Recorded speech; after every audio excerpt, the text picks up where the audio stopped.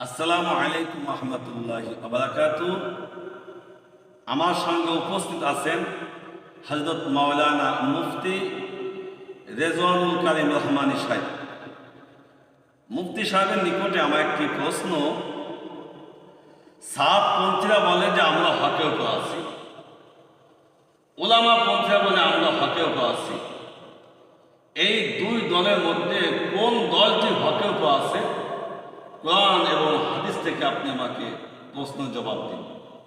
আলহামদুলিল্লাহ, সালাতু ওয়াসসালামু আলা রাসূলিল্লাহ, আম্মা বাদ। সুন্দর একটা প্রশ্ন করেছে মাওলানা বিলাল হোসেন জিহাদি, জাযাকাল্লাহ খায়ের। বাস্তব কথা হলো, প্রত্যেকটা বিষয়ে কিন্তু কোরআন হাদিসে দিক নির্দেশনা রয়েছে। রাসূলুল্লাহ সাল্লাল্লাহু আলাইহি ওয়াসাল্লাম বলেন, লা ইয়াজতামি উম্মতি আলা দালালা। আমার উম্মতরা কোনোদিনই গুমরাহির উপর একমত হবে না।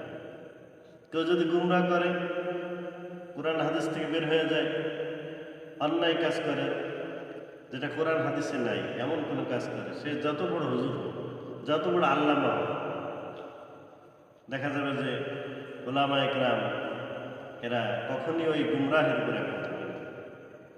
এটা উম্মতের একটা বৈশিষ্ট্য। বাংলাদেশ নয়, শুধু উপমহাদেশের যত বিজ্ঞ আলেম আছে সবাই একমত যে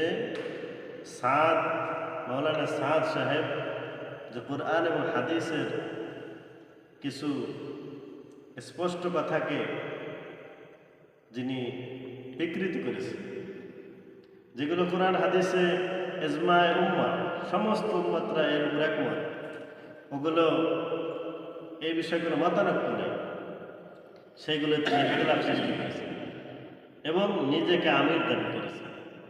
যেগুলো ইসলামের মধ্যে কেউ কোনো পদ চেয়ে নেওয়া, এটা ইসলাম সাপোর্ট করে। অনুরূপভাবে উলামা ইকরাম, সমস্ত উলামা ইকরাম একমত যে সাদ সাহেব যে ভুলের উপর আছে, এই বিষয়ে সবাই একমত। অতএব রাসূল সাল্লাল্লাহু আলাইহি ওয়াসাল্লামের হাদিস দ্বারা প্রমাণ যে উলামা ইকরাম এর তাবলীগটাই হকের উপর আছে এবং এটাই সত্য। আলহামদুলিল্লাহ, সুন্দর প্রশ্নের জবাব পেলাম। দ্বিতীয় প্রশ্ন হচ্ছে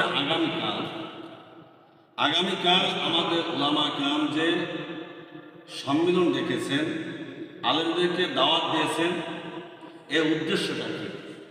আগামীকাল 5 তারিখ। আগামীকাল 5 তারিখ যে ওলামা কিরাম, আগামীকাল 5 তারিখ সম্মেলনের মূল উদ্দেশ্য হলো যে সাতপন্থী কিছু কিছু আমরা বলছে যে তাদের যে তাবলীগের যে জোর হয় বা তাবলীগের যে ইজতেমায়, তাদের নাকি বিদেশি মেহমান বেশি, তাদের লোকজন বেশি, এটা প্রমাণ করতে চেয়েছে।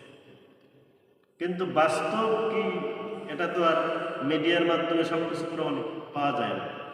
যার কারণে আগামীকালকে উলামায়ে কিরাম সমাবেশ ডেকেছে, যাতে এটা প্রমাণ করার জন্য যে বাস্তবিক পক্ষে তাবলীগ জামাতের লোক সংখ্যা কাদের বেশি এবং উলামায়ে কিরাম কাদেরকে সাপোর্ট দেয়, কাদের সংখ্যাগরিষ্ঠ বেশি, এবং সাথে সাথে তাদের যে অপপ্রচার, এই অপপ্রচারের কিছু জবাব দেওয়ার জন্য আগামীকাল সমাবেশ ডাকা হয়েছে। এবং সাথে সাথে সরকার এবং দেশবাসীর কাছে এই জিনিসটা স্পষ্ট হয়ে যায় যে তাদের যে অপপ্রচার এবং এটা যে মিথ্যা, এটা যে পরিষ্কার হয়ে যায়, এই জন্য আগামীকালকে সমাবেশ। আলহামদুলিল্লাহ, মাওলানা মুফতি রেজওয়ানুল কারীম রহমানী দুইটি প্রশ্ন করেছিলাম, দুইটি প্রশ্ন সুন্দরভাবে জবাব দিয়েছেন। আল্লাহ পাক রব্বুল আলামিন আমাদের সবাইকে হকের উপর থাকা তৌফিক দান করুন এবং যে সমস্ত হকপন্থী যে সমস্ত আলেমরা আছেন তাদের সঙ্গে থাকা তৌফিক দান করুন। আমিন।